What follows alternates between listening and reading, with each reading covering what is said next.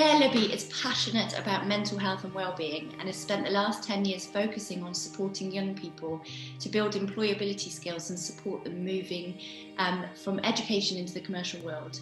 After 2 years of research in mental health, she launched IME app, a positive mental health app that's created by young people for young people. It's designed to educate, enable and empower our youth. And she's joining me today to talk about the app and why it's important for youth mental health. Hi Claire, thanks for joining me today. Hello. Hello. Claire, you're passionate about helping to support mental health in young people. What made you want to create such a comprehensive tool to support them? There's literally a whole host of reasons. So I'll try and keep it brief. I think first of all, the early stages of a young person's life are, I think, really significant in terms of who they go on to be and the type of life that they go on to lead. And as you said, the work that I was doing was supporting young people in education. So I started to see young people that historically had been really thriving in the world really start to struggle and not be able to cope with challenging situations. So that kind of sparked a bit of interest in terms of what had shifted, what had made that change for them, and why were they now unable to cope. As you said, embarked on lots of different bits of research, and that really led me to look at what was available for young people in terms of supporting them with their mental health. And the research that I carried out led me to see that there was a lot of support, brilliant support for young people that was really focusing on cure. So once that diagnosis has been made, what could be done to support that young person. And I was really interested in what could be done before that. So looking at it from an intervention or a prevention point of view, ideally. So that's really what kind of sparked my interest then. I think for me personally, mental health's always been part of my life. I grew up in an alcohol dependent family. And I think, I've seen the darker side of what mental ill health can do to individuals and their loved ones. So it's always been something that I've been aware of. And I think given everyone doesn't have the same start in life, given that quite often you don't really know what goes on behind closed doors, I really wanted to create something that leveled the playing field for everyone, so they all had access to the same sort of information, really solid information that was going to be there to support them. And it was something that they could all access for free. So those, I think, were probably the main drivers behind it for me. That's really interesting that you say that in terms of, that there's a lot of support there for people when they need the help, but actually it's getting that support before they get to that point. We talk about mental health and health very separately, and actually health is health, whether it's mental or physical. So I think that's a really important point. Thank you. So talk me through, how do young people interact with the IME app, and what do you think are the key benefits for a young person? So essentially, the way that we view it is, it's a bit like having a good friend in your back pocket. So it's an app for a reason. The research that we carried out was quite in depth in terms of focus groups with young people between the ages of 11 and 24. There was lots of discussions about how we could get this information and these tools and tips out to young people, and they were unanimous that it needed to be an app, because they spend so much of their spare time on their phone. So it was about creating a really positive place on their phone, a really positive relationship with technology. So in order for them to kind of access the app, it's a case of them wanting to, understand a bit more about themselves. So it's really a development journey for any young person. The content themes on the app have been identified as being important by young people. We have a group of young advisors that really steer us in terms of what content goes on there, the look and feel of it, the user experience. So I think in terms of what they would get from it, it's really an idea that they would go to the app during times of trouble, or just as a way of exploring who they are as an individual. And they would find some content on there in article forms that would give them knowledge, I guess, in terms of how they could cope with certain situations, how they can start to understand more about who they are as an individual, how they can start to spot those symptoms when things are starting to go a little bit wrong for them, And importantly, they can be really proactive in how they then go forward. They can take action in terms of how they can support themselves. And that action could be things that they can do themselves in their own time, or it might be that it's action to then go and seek support from someone who's professional in the area that they need that support. But as you say, it's really important that they have that option, they have that knowledge. So that's how someone would engage with the app.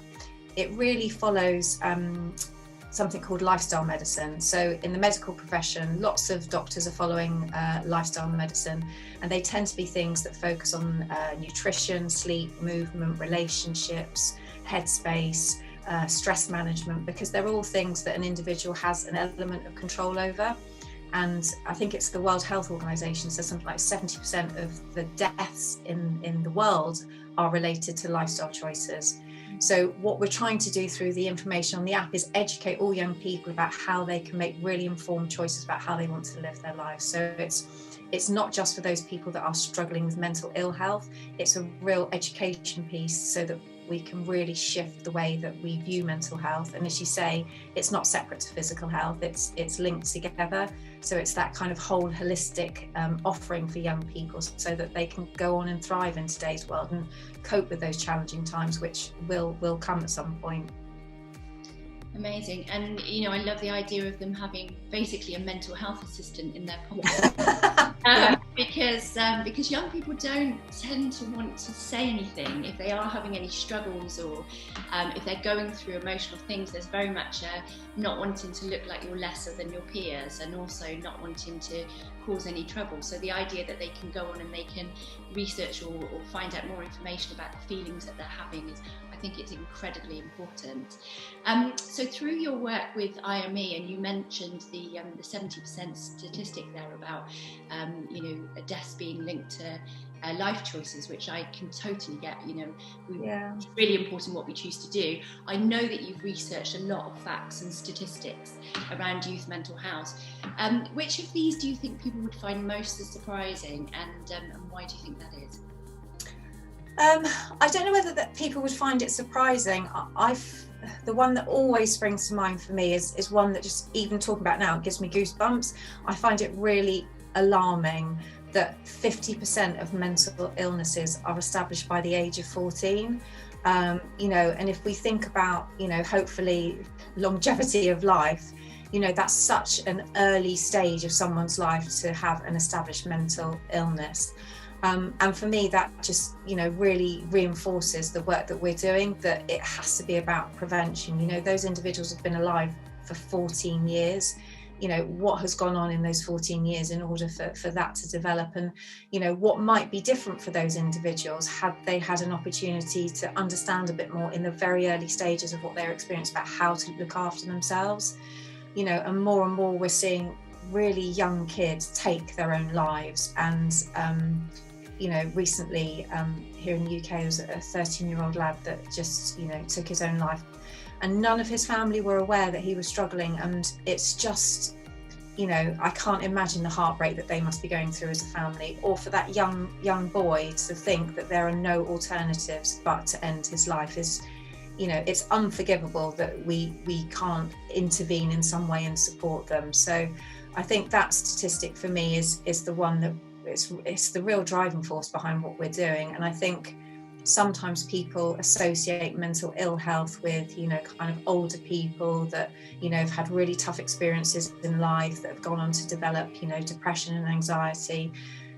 But quite often it is those young people, and coming out the other side of the pandemic as well. The cost to the UK economy is around £45 billion for days lost to stress and anxiety and depression. And we think about all those young people that are now going to be moving into the employment market that have experienced this pandemic.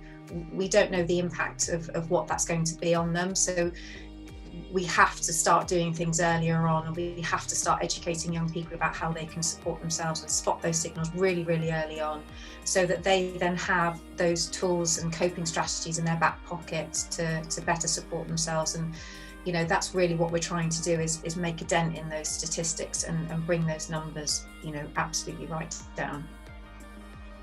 It's incredible, really, isn't it, to think that, that those mental health issues are formed at such a young age, and that, like you've said, previously, that what we do is we treat the symptoms, but we don't actually support them before they get to that stage to help them understand the issues and the experiences that they're going through. And as you say, the young people have been impacted the most by this pandemic, and I wonder what the impact that we're going to see in years to come as a result of that is going to be. Hopefully they'll all have IAME app in their pockets, so that will give them the support that they need. Yeah, let's hope so. Yeah, let's hope so. And obviously we're going to share the links and everything so that any young person that needs them can access that. So how can they access the app, Claire, and what's next for you on the IAME journey? So they can access the app through the App Store, Google Play. There's a desktop version as well, which they can access through our website. So we've really tried to cover all bases. It's free to download, which is really, really important. So all the work that we do in the background in terms of fundraising is to ensure that everyone can access the app for free, and there's no cost to any young person to learn how they can support their mental health and wellbeing. So at the moment, what we're doing is engaging with a lot of educators in terms of helping them get the message out there that there is this free resource that's there to really empower young people. In terms of what's next, it's really about spreading the word and I guess being of service to our next generation, making sure that they are set up to cope, they are set up to really thrive in the different stages of their lives. And to carry out more research. We're doing an exciting project at the start of the next school academic year, which is actually looking at the impact of the intervention on two groups of young people from quite different backgrounds. So really just to get more data and to really see how we can better support young people and better shape the offering, because it has to be young person centric, because I'm not in a position to tell a young person what I think they need. They're the best placed people to advise us on what they need, and then we go out to our brilliant supporters, who are a range of psychologists, nutritionists, psychotherapists, GPs, dermatologists, who shape the content on the app for us and make sure that the advice young people are getting is really solid. So yeah, they can download the app and engage with their school if it's something that they want us to come in and talk to them about. If it's a young person in employment, then it's something that their employers can access. So it's really just reaching as many young people as possible over the next few years. Brilliant. And as I said, we'll share the link. That's the logo you've got on your t-shirt right there, isn't it? So people will recognise it when they go to the App Store to download. And I guess what I would say is, that anyone's watching this or reading the article, adults or young people, if you have young people in your life, I cannot express enough how much of a gift it would be to let them know about IAME app, because it is essentially a mental health assistant in their pocket. And when we know young people don't talk as much as we'd like them to, the fact that they're able to source that information and also hopefully share with others. So if they share with their peers, then maybe we can do something to combat the mental health issues that are happening. Thanks so much for joining me today, Claire. I really appreciate it. Lovely to see you. Thanks very much. Take care, and thanks everybody for watching as always.